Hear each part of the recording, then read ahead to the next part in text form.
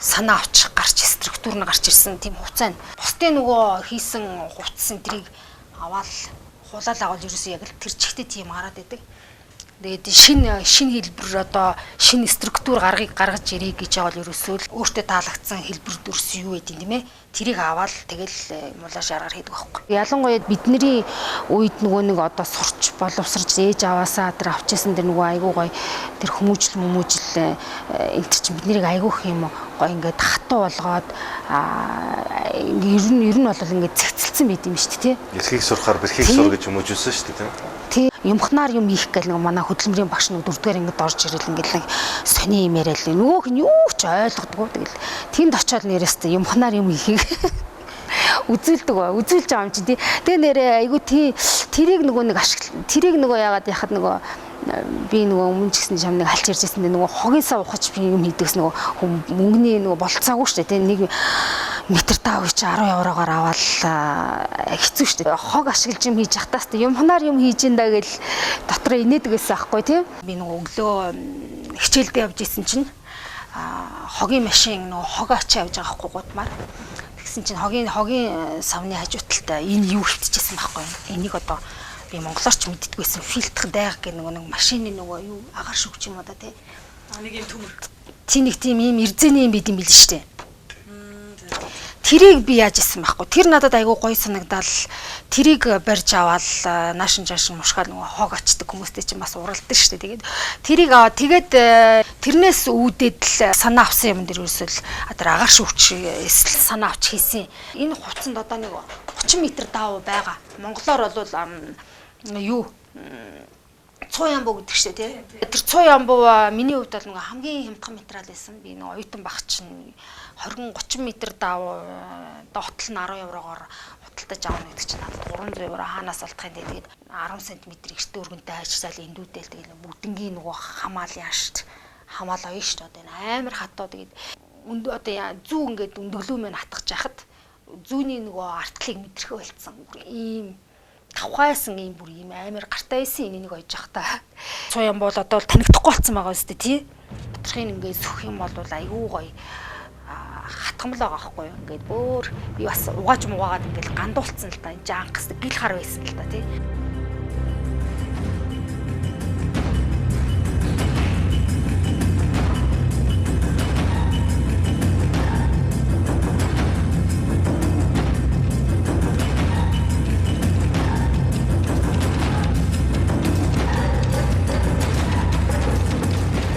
Тэгээ нөгөө багш нар тэдний намайг нөгөө бас аюу ажиглсан.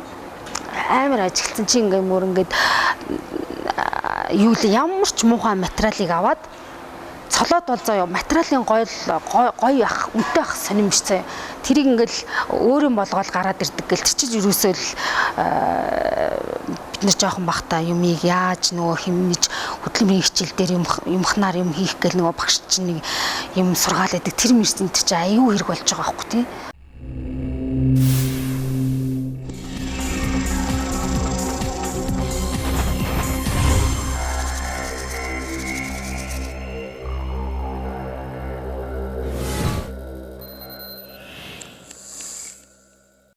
Одоо яг өөрийнхөө доор гэдэг юм удирдлаганд гэдэг юм уу хэдэн хүмүүс ажиллаж байна? Юу тэд нар юу хийх вэ? Одоо юу хэлэх вэ? Тийм тэгэл ер нь бол нэг тогтмол нэг 4 тэгэл тэгээд хамгийн их ачаалттай үедээ би чинь нэг дадлага мадлахын хөхтөө бол нэг 10 өсвөлөө болж нэг үзчихсэн 15 болж үзчихсэн. Тэгээд одоохондоо бол би нэг газрын зураг авалтанд яваад байгаа л да тий. Тэгэхээр зэрэг нөгөө нэг энэ их сонирм мэрэгчлээ тий. Би нөгөө нэг их сонирм мэрэгчлээ одоо яах гэдэг юм. Одоо би чинь нэг бас нэг жоохон юм бас нэг байгууллага шиг аваад яваад байгаа шүү дээ. Тэгээд би гараа авчихаа зэрэг одоо өгдөг чи өөр газрын албан байгууллагын газрын дарга нь ингээ явчлаа шүү дээ тийм ээ. Тэр нөгөө хэд нь үргэлжлүүлээ юм хийж иж болж идэг байхгүй юм тийм ээ. Хуваартай юмудаа хийгээл те. Тэг чи минийх чи ерөөсөө ингээл болдоггүй. Би ингээл гараа авчих юм бол нөгөө хэд чинь асуух юм айгүй их байдаг байхгүй. Монголдо одоо ажиллаад тэгээд энэ уран бүтээлээ хийгээд ингээд явхад нөгөө Монголд ер нь зах зээл байна уу? Өөрөө юу гэж яг эсвэл өөрийнхөө эндээ амьдраа зөвхөн бүтээгдэхүүнээ гадагш нь гаргана гэсэн зорилготой ажиллаж байна уу? Эхний яг энэ үе хэлэхэд бол би эхний 5 6 жилдээ бол би бол Монголд бол миний хувцсыг авах тийм юм хүмүүс байхгүй л дээ. Би бол хөрөнгө мөнгөтэй хүмүүс л зөндөө байна. Гэхдээ тэдний чинь нөгөө сонирхдаг амьдралын хэв маяг сонирхдаг урлаг юм нь бол шал өөр юм болцсон юм билээ шүү дээ. За тийм юм байна. Хоёрдугаар бас нөгөө талаас одоо охид хүүхнүүд нь ихтэл ч одоо өмсөж байгаа хувцас тэдний өмсөж байгаа хувцас миний хийж байгаа хувцас ч эрс ялгаатай юм байна шүү дээ. Ер нь бол энэ муухай тадлага бол хүлээж авна доо тийм.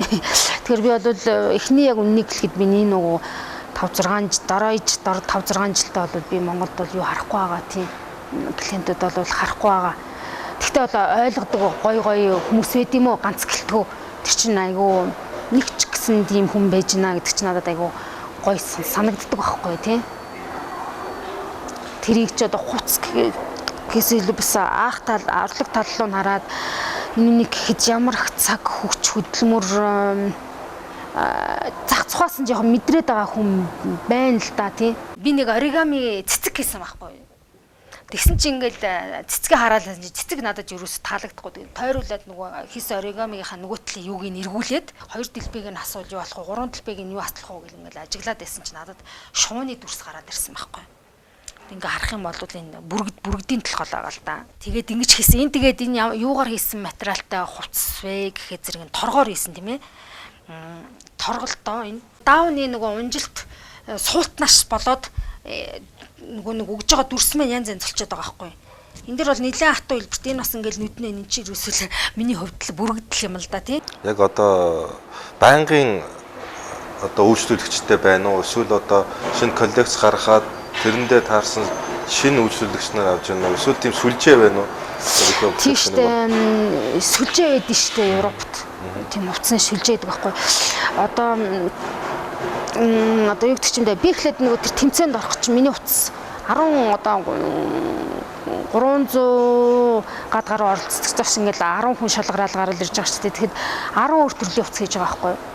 Тэгээд бэжсэн чинь тэр тэмцээнд орсны дараа хүмүүс утасчихж байгаа байхгүй.